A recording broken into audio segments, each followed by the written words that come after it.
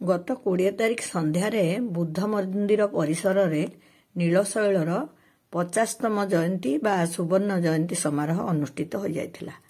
ଆମେ ଏଥିରେ ଯୋଗ ଦେବାକୁ ସୁଯୋଗ ପାଇଥିଲୁ। ସବୁଠୁ ମୋତେ ଭଲ ଲାଗିଥିଲା ସେଠି ଆମର ବନ୍ଦେ ଉତ୍କଳ ଜନନୀର ଗାନ ଦଣ୍ଡାୟମାନ ଆଉ ସମସ୍ତଙ୍କର ଦଣ୍ଡାୟମାନ ହେବା। ଫେରିଲା ବେଳକୁ ଟିକେ ରାତି ହେଇଯାଇଥିଲା, କିନ୍ତୁ ଆମେ ସେଇ କଥା ଗପି ଗପି ଫେରୁଥିଲୁ। ଆମର ବାଚସ୍ପତି ମହାଦୟା ଏଠି ଉଦ୍ଘାଟକ ଭାବେ ଯୋଗ ଦେଇଥିଲେ। ଆଉ ଇଏ ହେଉଛନ୍ତି କବି ନିରକର ଦାସ, ଯିଏକି ଆଜିର ଏହି ଉତ୍ସବରେ ସମ୍ବର୍ଦ୍ଧିତ ହୋଇଥିଲେ। ବାସନ୍ତୀ ଆଉ ମୁଁ ତାଙ୍କୁ ଯାଇ ଅଭିନନ୍ଦନ ଜଣାଇଲୁ। ସେ ପୁରସ୍କାର ଗ୍ରହଣ କରିସାରିବା ପୂର୍ବରୁ ହିଁ ଆମେ ଜାଣିଥିଲୁ ସେ ଆଜି ପୁରସ୍କୃତ ହେଉଛନ୍ତି। ତେଣୁ ତାଙ୍କୁ ପ୍ରଥମରୁ ହିଁ ଆମେ ଅଭିନନ୍ଦନ ଜ୍ଞାପନ କରିଥିଲୁ। ତାଙ୍କର କବିତା ଏକ ଶାଣିତ ଭିନ୍ନ ସ୍ୱର ବହନ କରେ, ଯାହାକି ସବୁବେଳେ ଗୋଟେ ସ୍ୱର ଶୁଭୁନଥିବା ମଣିଷର ହିଁ ସ୍ୱର ଥାଏ। ସେଇଥିପାଇଁ ତାଙ୍କ କବିତା ମୋତେ ବହୁତ ଭଲ ଲାଗେ। ଆଉ ଆଜି ସେ ସମ୍ବର୍ଦ୍ଧିତ ହୋଇଥିବାରୁ ମୁଁ ବହୁତ ଖୁସି ଅନୁଭବ କରୁଥିଲି। ଆଉ ମଞ୍ଚାସୀନ ସମସ୍ତ ବ୍ୟକ୍ତିତ୍ୱ ଥିଲେ ଆମ ଓଡ଼ିଶାର ଅତି ଜଣାଶୁଣା ଆଉ ଲବ୍ଧ ପ୍ରତିଷ୍ଠିତ ବ୍ୟକ୍ତିତ୍ୱ। ତେଣୁ ସେମାନଙ୍କ ସମ୍ପର୍କରେ କହିବା ମୁଁ ଉଚିତ ମନେ କରୁନାହିଁ। ଆଉ ଏଇ ଦୁଇ ଜଣ ବରିଷ୍ଠ ନାଗରିକ ନିଜ ନିଜର କାର୍ଯ୍ୟ ପାଇଁ ଏହି ମଞ୍ଚରେ ସମ୍ବର୍ଦ୍ଧିତ ହୋଇଥିଲେ। ମୋତେ ଭଲ ଲାଗୁଥିଲା ଏଇ ଅନୁଷ୍ଠାନର ଶୃଙ୍ଖଳା। ଆଉ ସବୁଠୁ ବି ଭଲ ଲାଗୁଥିଲା ଶ୍ରୋତା ହିଁ ବହୁତ ଥିଲେ। ଗୋଟେ ଗୋଟେ ଅନୁଷ୍ଠାନର କାର୍ଯ୍ୟକ୍ରମରେ ଯୋଗ ଦେଲା ବେଳେ ମନେ ହୁଏ ଯେତିକି ବକ୍ତା ଥାନ୍ତି ସେତିକି ଶ୍ରୋତା ବୋଧହୁଏ ନଥାନ୍ତି। ଏଇ ଭରପୁର ଶତ୍ରୁମଣ୍ଡଳୀଙ୍କୁ ଦେଖି ମୁଁ ଏ ଅନୁଷ୍ଠାନର ଗୁରୁତ୍ୱକୁ ଉପଲବ୍ଧି କରିପାରୁଥିଲି। ତେଣୁ ବାରମ୍ବାର ଉଠି ଚିତ୍ର ଉତ୍ତୋଳନ କରିବା ଅପେକ୍ଷା ମନୋଯୋଗ ଦେଇ ସମସ୍ତଙ୍କ ବକ୍ତବ୍ୟ ଶୁଣିବାକୁ ମୁଁ ବେଶୀ ଜରୁରୀ ମନେ କରୁଥିଲି। ବୋଧହୁଏ ସେଇଥିପାଇଁ ମୁଁ ଆପଣଙ୍କୁ ସଠିକ ଭାବରେ ବା ଧାରାବାହିକ ଭାବରେ ଏଇ କାର୍ଯ୍ୟକ୍ରମକୁ ଦେଖାଇ ପାରୁନାହିଁ। ଆଉ ଇଏ ଯାଉଛନ୍ତି ଡକ୍ଟର ସଙ୍ଗୀତା ପଣ୍ଡା, ଯିଏକି ଆଜି ବି ସମ୍ବର୍ଦ୍ଧିତ ହେବାର ଥିଲା। ସେ ହେଉଛନ୍ତି ଶାସ୍ତ୍ରୀୟ ସଙ୍ଗୀତର ସାଧିକା। ଆଉ ତାଙ୍କର ଗୀତ ବି ଆମେ ଏଇଠି ଶୁଣିବା ପାଇଁ ସୁଯୋଗ ପାଇଥିଲୁ ପରିଶେଷରେ। ପ୍ରକୃତରେ ସାଧନା ଗୋଟେ ଭିନ୍ନ ଜିନିଷ। ତାହା ସାହିତ୍ୟର ସାଧନା ହେଉ ବା ସଙ୍ଗୀତର ସାଧନା ହେଉ, ପ୍ରାଣରେ ନିଷ୍ଠା ନଥିଲେ ତାହା କେବେ ହେଲେ ସମ୍ଭବ ହୁଏ ନାହିଁ। ଏହି ମନୋଜ୍ଞ ଅନୁଷ୍ଠାନଟିରେ ଯୋଗ ଦେବାର ସୁଯୋଗ ମୋ ୟାଙ୍କର ବନ୍ଧୁ ଶ୍ରୀଯୁକ୍ତ ତେଜେଶ୍ୱର ପଟ୍ଟନାୟକଙ୍କ ଯୋଗୁଁ ହିଁ ସମ୍ଭବ ହୋଇଥିଲା।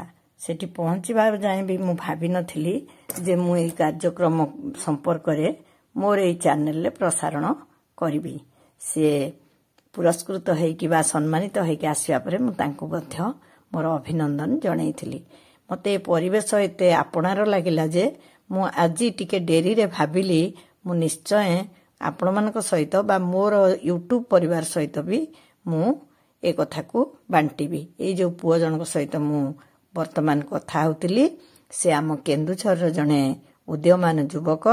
ଏବେ ଏଠାରେ ସାମ୍ବାଦିକତା କାର୍ଯ୍ୟରେ ଲିପ୍ତ ଅଛନ୍ତି। ଆଉ ଆମର ବିଜୟଲକ୍ଷ୍ମୀ ପଟ୍ଟନାୟକ ଭଉଣୀଙ୍କ ସହିତ ତ ଅନେକ ସମୟରେ ଦେଖା ହୁଏ। ତାଙ୍କର କଥାବାର୍ତ୍ତା ଆଉ ତାଙ୍କର ଏହିସବୁ କାର୍ଯ୍ୟ ପ୍ରତି ଅବଦାନ ମୋତେ ସବୁବେଳେ ହିଁ ଆକୃଷ୍ଟ କରିଥାଏ। ଏହି ମଞ୍ଚରେ ସାପ୍ତାହିକ ପତ୍ରିକା ସୁଧନ୍ୟାର ଜୁଲାଇ ସଂଖ୍ୟା ମଧ୍ୟ ଉନ୍ମୋଚିତ ହୋଇ ବଣ୍ଟନ କରାଯାଇଥିଲା। ଘରକୁ ଆସି ଦେଖିଲି ପତ୍ରିକାଟି କ୍ଷୁଦ୍ର ହେଲେ ମଧ୍ୟ ତାର ଯଥେଷ୍ଟ ଗୁରୁତ୍ୱ ରହିଛି। ଓଡ଼ିଶାରେ ପତ୍ରପତ୍ରିକା ବଞ୍ଚାଇ ରଖିବା ଯେ କେତେ କଠିନ, ଯିଏ କାର୍ଯ୍ୟ ସହିତ ସମ୍ପୃକ୍ତ ଥିବେ ସିଏ ହିଁ ତାହା ଅନୁଭବ କରିପାରିବେ। ଆଉ ଏଇ ଯାହାଙ୍କୁ ସର୍ବାଗ୍ରେ ମୋର ଦେଖାଇବା ଉଚିତ ଥିଲା ପ୍ରଭୁ ଶ୍ରୀ ଜଗନ୍ନାଥ, ଯିଏ ଆମ ଓଡ଼ିଆଙ୍କର ପ୍ରାଣ। ସକଳ କାର୍ଯ୍ୟର ପ୍ରାରମ୍ଭରେ ପ୍ରଥମ ପ୍ରଣାମର ଅଧୀଶ୍ୱର ପ୍ରଭୁ ଶ୍ରୀଜଗନ୍ନାଥ ନଥାଇ କ'ଣ କେଉଁ କାର୍ଯ୍ୟକ୍ରମ କେବେ ସମ୍ଭବ ହେଲାଣି? ଆଉ ଏଇଠି ଲୋଗୋ ଉନ୍ମୋଚନ କରିଥିଲେ ସମ୍ମାନୀୟ ମୁଖ୍ୟ ଅତିଥି ଆମର ବାଚସ୍ପତି ଶ୍ରୀମତୀ ସୁରମା ପାଢ଼ୀ ମହୋଦୟା।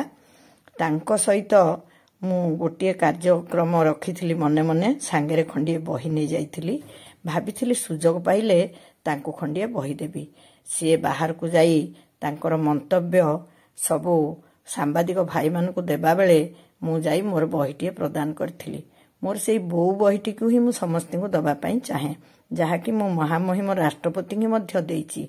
दबार एकमात्र कारण स्वाधीनता परे एवं पूर्वरु जेउ माँ माने निजर जीवन को उत्सर्ग करिसंती सेमानक कार्यवाली लोकलोचन को आसु। मु ए वीडियो माध्यम रे भी सेई महामहिम राष्ट्रपति को भी अनुरोध करथिली। आज पुणी आम ओडिशार बाचस्पति श्रीमती सुरमा पाढ़ी महोदय को मध्य अनुरोध करुची एई भली माँ मानकु आगकु आनिया पई जदि से किछि कार्यक्रम करन्ते ताहाले से मानकर आदर्श रे आजिर माँ भौणी माने भी प्रभावित होबार सुजोग पाई पारन्ते। सेइथि पई ही मु मो बोऊर बहीटिकी समस्त पाखरे पहुंचेबाकू चेष्टा करिथाए। आज मु सेथिरे सफल हेली आउ तांकु खंडिए प्रदान करी मोर अनुरोध जणाइली।